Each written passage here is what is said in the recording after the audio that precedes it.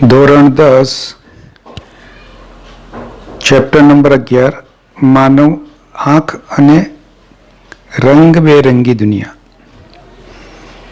જો લાસ્ટ ચેપ્ટરમાં તમે પ્રકાશીય જે સૈદ્ધાંતિક વાતો હતી કે અરીસા દ્વારા થતું પ્રકાશનું પરાવર્તન, લેન્સ દ્વારા થતું પ્રકાશનું વક્રીભવન, તેના સ્થાન, પ્રકાર, એના વિશેની માહિતી મેળવી છે. હવે વધુમાં આપણે આ પ્રકાશીય જે ઘટનાઓ, કુદરતી ઘટનાઓ અને આપણી આંખ સાથે જે આપણે પ્રકાશીય ઘટનાઓ જોઈ રહ્યા છીએ તે આંખ વિશે આપણે જે અહીંયા સમજી રહ્યા છીએ. તેમાં પ્રકાશીય ઘટનાઓ ઘણી બધી છે. તેના વિશે એક પછી એક વાતો કરીશું. પહેલાં આપણને પ્રકાશ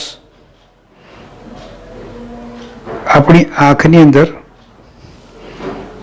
આવે છે, મતલબ આપણી આંખની અંદર સંવેદના ઉપજાવે છે.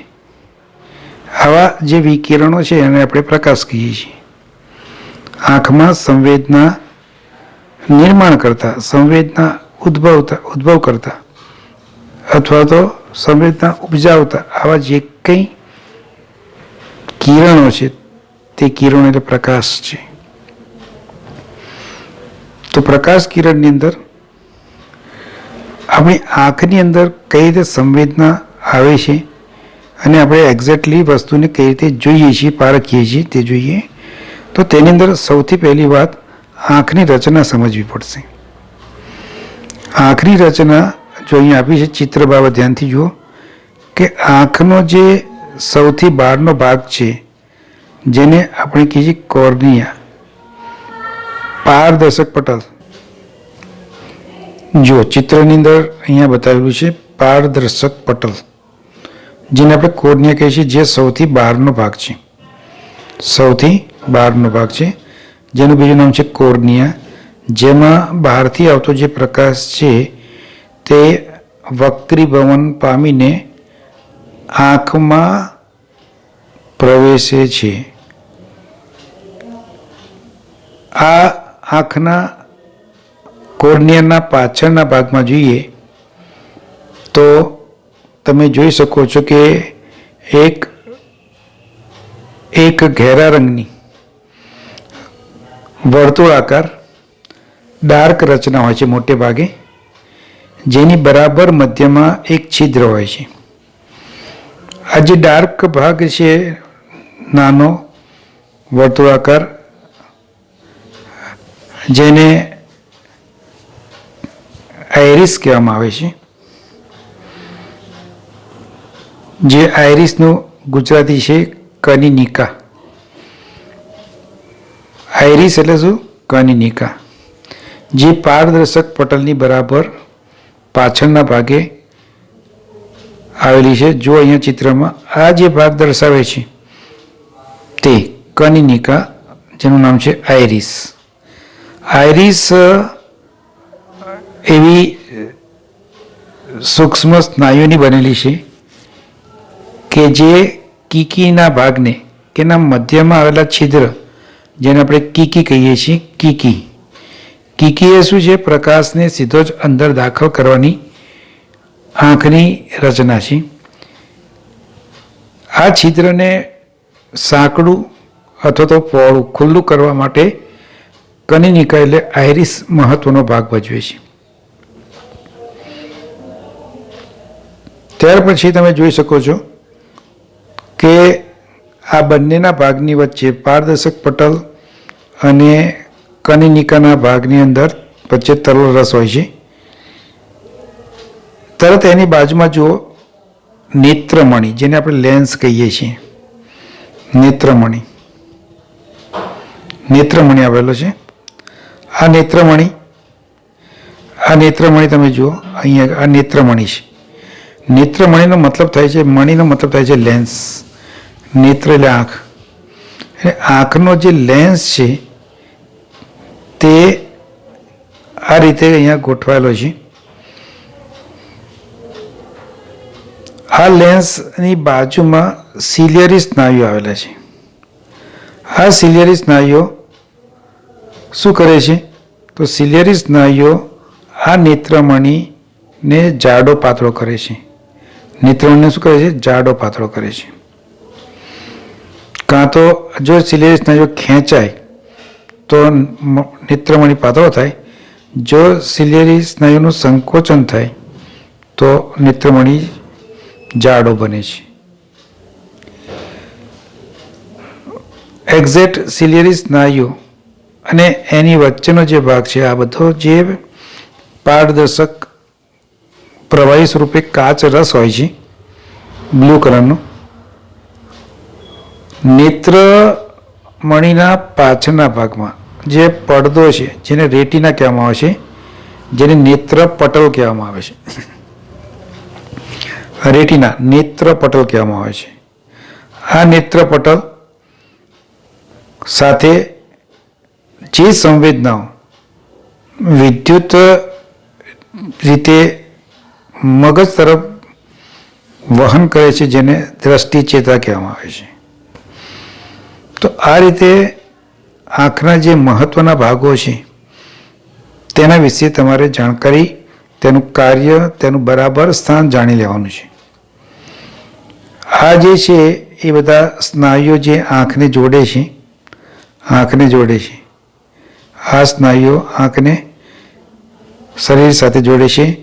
આ એના બાહ્ય પટલ છે, અંદરનું મધ્ય પટલ અને અંદરનું પટલ, જેના કારણે આ એક લગભગ ગોળાકાર જેવો ભાગ, જેમાંથી આટલો ભાગ જ આપણને બહારની તરફ જોવા મળે છે, જ્યારે મોટા ભાગનો ભાગ ગોળા જેવો ભાગ, ડોળાનો ભાગ અંદરની બાજુ આંખમાં રહેલો હોય છે. તો અહીંયા જોઈએ, હંમેશા પુસ્તકને ધ્યાનથી ધીરે વાંચો અને એના શબ્દો સમજો, કારણ કે કેટલાક સવાલ તમે ક્યાંય પણ નહીં જોયા હોય તો પણ તે પરીક્ષામાં આવશે, જેને કોર્નર ક્વેશ્ચન કહેવાય, જે માત્ર બુકમાંથી મળે છે. માનવ આંખ એક કેમેરા જેવી છે. મને એમ લાગે છે કે કેમેરો માનવ આંખ ઉપરથી બનાવવામાં આવ્યો છે, પણ જવા દો.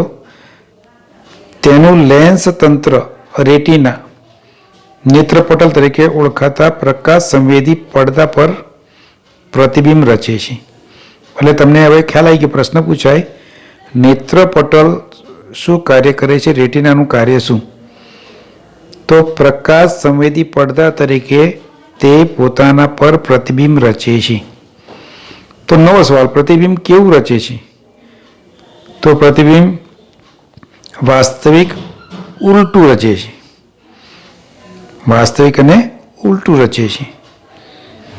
હવે આ પ્રકાશ એક્ઝેક્ટલી આંખમાં ક્યાંથી પ્રવેશે છે? પહેલું તો શરૂઆતમાં પડે છે ક્યાં? તો કોર્નિયા તરીકે ઓળખાતા પારદર્શક પટલ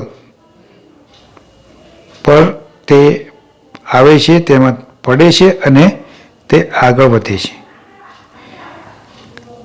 પારદર્શક પટલ, કોર્નિયા, બરાબર છે. પારદર્શક પટલ આંખના ડોળાનો આગળનો પારદર્શક ભાગ ઉપસી આવે છે, જે આપણા માટે કોર્નિયા પારદર્શક પટલનો ભાગ છે.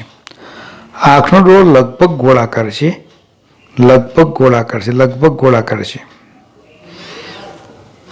અને તેનો વ્યાસ આશરે 2.3 સેન્ટીમીટર જેટલો હોય છે. વ્યાસ એટલે આમ અથવા તો આમ તમે માપો તો લગભગ 2.5 સેન્ટીમીટર જોયા. આંખમાં દાખલ થતા પ્રકાશના કિરણોનું મોટાભાગનું વક્રીભવન કોના દ્વારા થાય છે? તો મોટાભાગનું વક્રીભવન પારદર્શક પટલ એટલે કે કોર્નિયા દ્વારા થાય છે. યાદ રાખવાનું, આંખનો કયો ભાગ પ્રકાશના કિરણોનું મોટાભાગનું વક્રીભવન કરે છે? તો કોર્નિયા અથવા તો પારદર્શક પટલ. પારદર્શક પટલની બરાબર પાછળના ભાગે જે લંબગોળાકાર ચપટી રચના છે, સ્ફટિકમય લેન્સ જેને કહેવાય છે નેત્રમણી.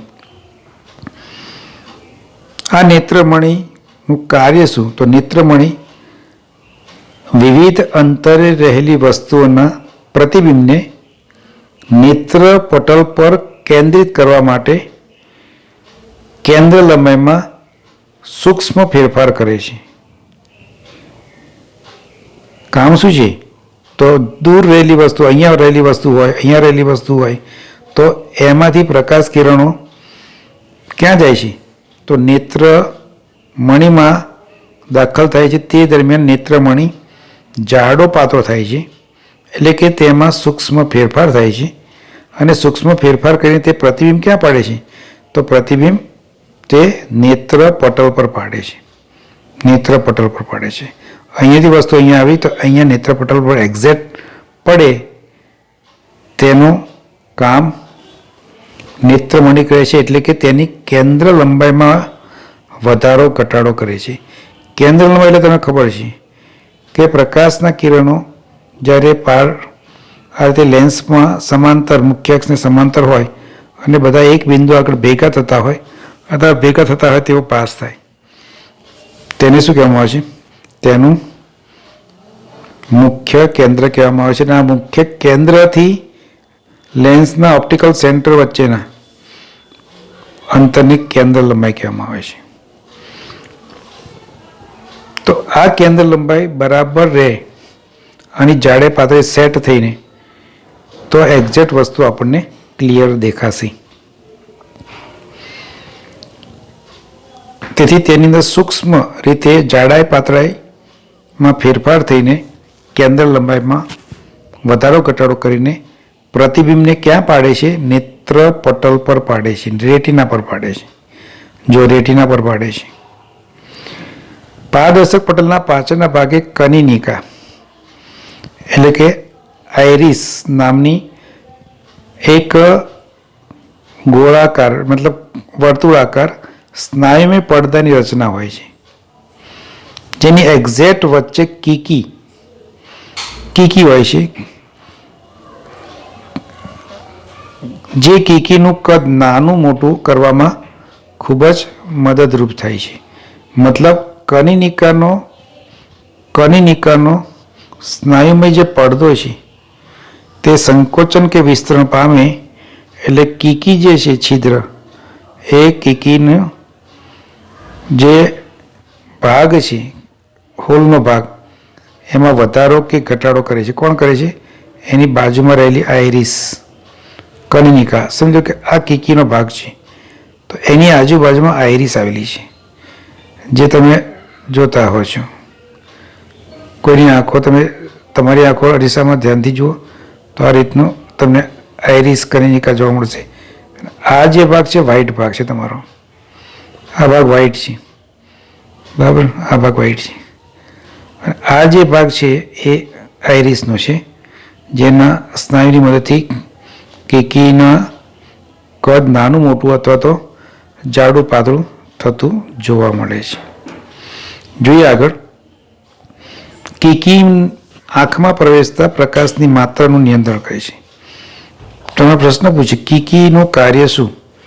આંખમાં પ્રવેશતા પ્રકાશની માત્રા એટલે જથ્થો વધારો ઘટાડો કરે. દાખલા તરીકે તમે એકદમ પ્રકાશિત ભાગમાં આવી ગયા, અજવાળામાં આવી ગઈ એકદમ, અથવા કોઈએ તમારી સામે એકદમ પ્રકાશ ફેંક્યો તો તમારી કીકી સાંકડીથી જાય છે અને પ્રકાશ કિરણો ઓછી માત્રામાં નેત્ર મણીમાં થઈને નેત્ર પટલ પર જાય છે.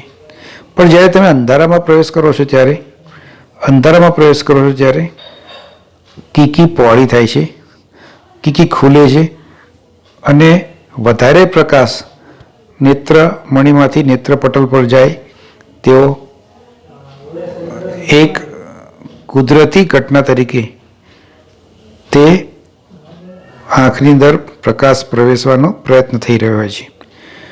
આંખોનો લેન્સ નેત્ર પટલ પરનું પ્રતિબિંબ કેવું પાડે છે? વાસ્તવિક પાડે છે, ઉલટું હોય છે. વાસ્તવિક હોય છે અને ઉલટું પ્રતિબિંબ રચે છે. એટલે કે નેત્ર પટલ પર, રેટિના પર તમારું પ્રકાશ કિરણ જે છે એ પ્રકાશ કિરણ કેવું રચાશે? તો અહીંયા પ્રકાશ કિરણ આપણે જોઈએ તો પ્રકાશ કિરણ અહીંયાથી અહીંયા, તો વસ્તુ સમજો કે આ રીતની ઊભી હોય તો તેનું વાસ્તવિક અને ઉલટું પ્રતિબિંબ આપણને અહીંયા જોવા મળશે. અહીંયા એનું વાસ્તવિક અને ઉલટું પ્રતિબિંબ તમને જોવા મળશે. આ ઉપરનો ભાગ છે તો આ ઉપરનો ભાગ છે. આકૃતિમાં સમજી શકો છો તમે. અહીંયા ખાલી દર્શાવું છું ચિત્રાત્મક. અહીંયા નીચેનો માથાનો ભાગ સમજી લો તો આ નીચે પગનો ભાગ, એમ સમજી શકાય. પણ એ આપણને ઊંધું દેખાતું નથી, તે આપણને સીધું થઈને દેખાય છે. જે સંવેદી ચેતાઓ એ કાર્ય કરે છે.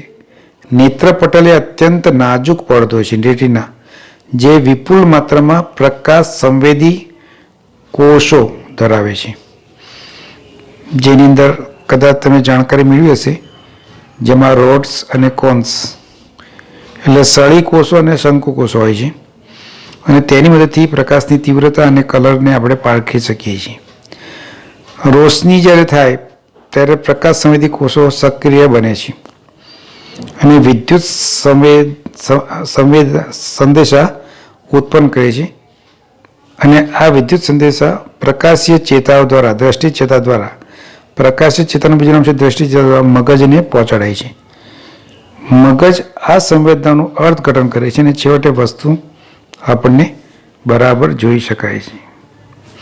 તો આ રીતે આખરી રચના તમારે બરાબર ધ્યાનપૂર્વક તેના ભાગો સાથે, તેના કાર્યો સાથે તમારે સમજવાની છે. એકદમ બરાબર સમજી લો. આની ઉપરનો કોઈ પણ પ્રશ્ન આવે તો તમને આવડવો જોઈએ. તમને પ્રશ્ન હું પૂછું, તમે જરા ચિત્ર જોઈને કહી શકો.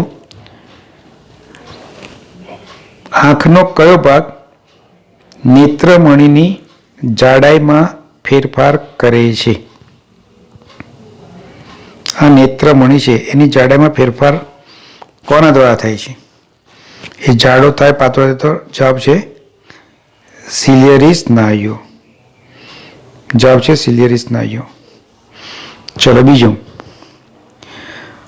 પ્રકાશના તરંગોને વિદ્યુત સંદેશા રૂપે કોણ વહન કરાવે છે?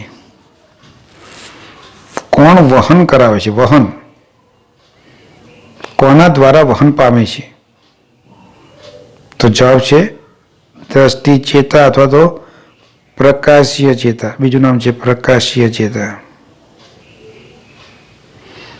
દ્રષ્ટિ ચેતા અથવા તો પ્રકાશીય ચેતા. ત્રીજો સવાલ, કીકીનું સાંકડું થવું અથવા પહોળું થવું, મતલબ કીકીનું છિદ્ર સાંકડું પહોળું થાય તે માટે આંખની કઈ રચના મહત્વની ભૂમિકા ભજવે છે? તો એના માટેની મહત્વની ભૂમિકા કોણ ભજવે છે? તો કનિનિકા. એનું બીજું નામ શું છે? આઇરિસ.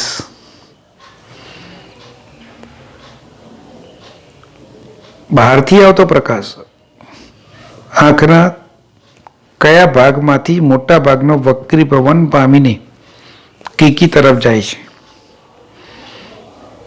બોલો. પારદર્શક પટલ. પારદર્શક પટલ. Very good. નેત્રમણીમાંથી વસ્તુનું પ્રતિબિંબ ક્યાં રચાય છે? નેત્રમણીમાંથી પ્રકાશ કિરણ નીકળે એ વક્રીભવન પામે પછી ક્યાં રચાય છે? તો નેત્ર પટલ પર રચાય છે. આ પ્રતિબિંબ કેવું હોય છે? નેત્ર પટલ પર રચાતું આ પ્રતિબિંબ, અહીંયા પ્રતિબિંબ રચાય તો કેવું હોય છે? તો આગળના ચેપ્ટરમાં તમે ભણી ગયા છો. વાસ્તવિક હોય કે આભાસી હોય? તો કે વાસ્તવિક. ઉલટું હોય કે સીધું હોય? તો કે ઉલટું હોય. તો પ્રતિબિંબ વાસ્તવિક અને ઉલટું રચાય છે. વાસ્તવિક અને ઉલટું રચાય છે. આ પ્રતિબિંબ જે રચાય છે તે પ્રતિબિંબ ને વિદ્યુત સંકેતોમાં કોણ રૂપાંતર કરે છે? તો પ્રકાશીય સંવેદી કોષો નેત્રપટલમાંથી પ્રકાશીય જે ઘટના છે તેને વિદ્યુત સંદેશારૂપી ટ્રાન્સફર કરીને પ્રકાશીય ચેતા મારફતે મગજને સંદેશો પહોંચાડે છે. મતલબ નેત્રપટલનું કામ શું છે? જેમાં મહત્વની વાત યાદ હતો, પ્રકાશ સંવેદી કોષો હોય છે. આ પ્રકાશ સંવેદી કોષોની મદદથી પ્રકાશની તીવ્રતા, પ્રકાશમાંથી આવતો રંગ એને પારખવાની શક્તિ હોય છે. આ પ્રકાશ સંવેદી કોષો સક્રિય બને છે જેવો પ્રકાશ પડે છે અને તેનું શું કરે છે? વિદ્યુત સંદેશા ઉત્પન્ન કરે છે. વિદ્યુત સંદેશા ઉત્પન્ન કરે છે અને આ વિદ્યુત સંદેશા ઉત્પન્ન કરે છે અને પછીની જે ઘટના છે આગળ વહન કરવાની, એ પ્રકાશીય ચેતાને દ્રષ્ટિ ચેતા કરે છે. તો યાદ રાખો, નેત્રપટલનું કાર્ય શું? તો નેત્રપટલમાં આવેલા પ્રકાશ સંવેદી કોષો સક્રિય બનીને વિદ્યુત સંદેશા ઉત્પન્ન કરે છે. આંખમાં પ્રવેશતા પ્રકાશનું નિયંત્રણ કોના દ્વારા થાય છે? તો આંખમાં પ્રવેશતા પ્રકાશનું માત્રાનું નિયંત્રણ કીકી દ્વારા થાય છે. કીકી દ્વારા થાય છે. તો તમે ફરીથી આ ચિત્ર બરાબર ધ્યાનથી જોઈ લો, એકાદ વખત એને ડ્રો કરો અને બરાબર તેના ભાગો સમજો, ભાગો સાથે તેના અંગ્રેજી શબ્દો પણ સમજો અને સાથે સાથે તેની રચના સાથે તેના કાર્યને જોડો, તો તમને એકદમ યાદ રહી જશે. તો હંમેશા બુકને ધ્યાનથી વાંચો, એના શબ્દોને સમજો. શબ્દો કદાચ અહીં આગળ બુકમાં આગળ પાછળ થયેલા હોય પણ તમારે એક કોન્સ્ટન્ટ રીડિંગ કરીને, એક સાથે રીડિંગ કરીને આ પોઈન્ટ્સની અંદર શું ભણ્યા, કયા કયા પ્રશ્નો પૂછાઈ શકાય અને આની અંદર દર્શાવેલી જે આકૃતિ છે તેના ભાગો કઈ રીતે આપણે સમજી શકીએ નામ ઉપરથી તેના કામ, તે પણ તમારે જાણી લેવાનું છે. તો આજે આ આંખની રચના વિશે એકદમ પાકું કરી લો અને તે પરીક્ષા માટે ખૂબ અગત્યની છે. તેનું કંઈક તો ટૂંકા પ્રશ્ન તરીકે આવે જ અને તેથી ક્યારેક મોટા પ્રશ્નમાં પણ આંખની રચના વિશે પૂછાય છે. તે તમારે ખૂબ એની તૈયારી કરવી.